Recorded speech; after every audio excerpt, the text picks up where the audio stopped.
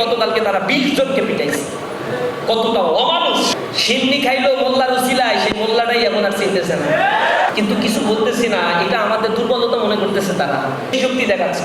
কারা বেশি শক্তি দেখাচ্ছে? আওয়ামী লীগের আমলে ছাত্র দলের যারা হলে থেকে মার খাইছে আর তাদের এই মায়ের গুলো ঠেকাইছে যারা, তাদেরকেই এরা আবার মারতেছে। সিন্নি খাইলো মোল্লার উসিলায়, সেই মোল্লাটাই এখন আর চিনতেছে না। যারা অকৃতজ্ঞ হয়, আল্লাহ রাব্বুল আলামিন অকৃতজ্ঞদেরকে পছন্দ করেন না, অকৃতজ্ঞদেরকে পছন্দ করেন না। এই ঢাকা বিশ্ববিদ্যালয়ে কত মর্মান্তিক ঘটনার সাক্ষী। তোমরা যখন মাইল খাইতা তখন সাংবাদিকরা ঢাল হয়ে তোমাদেরকে বাঁচায়, তারপরে তোমাদের ক্যাম্পাস থেকে বের করে দিত ছাত্রদলকে। সেই সাংবাদিকদেরকে গতকালকে তারা 20 জনকে পিটাইছে। কতটা অমানুষ, কতটা স্পর্ধা তাদের মধ্যে আছে। আমরা ধৈর্য ধারণ করছি।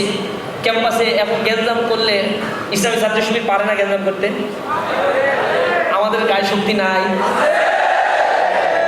আমরা কি খাই না নাকি? কিন্তু কিছু বলতেছি না। এটা আমাদের দুর্বলতা মনে করতেছে তারা। আমরা তাদের বলছি সাবধান হও। পেস বল যখন করতে হয় তখন একটু রান আপ বেশি দূর নিতে হয়, একটু পেছনে আগে। আর জায়গায় দাঁড়ায় বল যে করে, বলে বেশি জোর হয়, এজন্য রান আপ নিতে একটু পিছনে যাচ্ছি আমরা। যদি এর মধ্যে থেমে যাও তাহলে তো ভদ্র থাকতে পারবো না।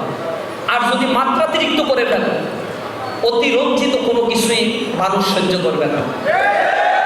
প্রত্যেকটা ক্যাম্পাসে গায়ে পাড়া দিয়ে ঝগড়া করতেছে। কোনো কিছু সৃষ্টি করার কোনো দক্ষতা তাদের নাই। ছাত্র সংসদ নির্বাচন হওয়ার পরে ক্যাম্পাসগুলোতে ইসলামী ছাত্র শিবির কোনো সাধারণ শিক্ষার্থীর গায়ে একটা ফুলের টোকা পর্যন্ত দেয়নি। আমরা ক্ষমতায় আছি, ছাত্র সংসদে জিতে গেছি, পাওয়ার খাটানো, চাঁদাবাজি, টেন্ডারবাজি কিচ্ছু ইসলামী ছাত্র শিবির বরদাস্ত করে।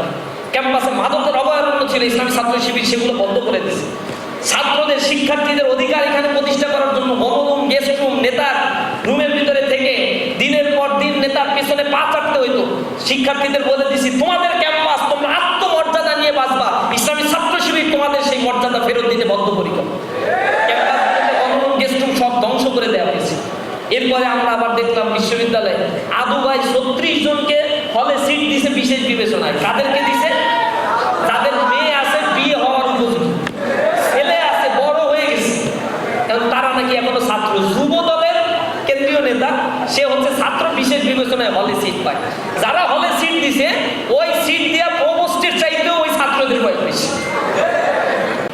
উপরে উপরে দেখাচ্ছে আমরা খুব ফিটফাট আছি, অর্থনৈতিক অবস্থা তলে তলে একবারে বেহাত দশা বানায় ফেলছে তারা।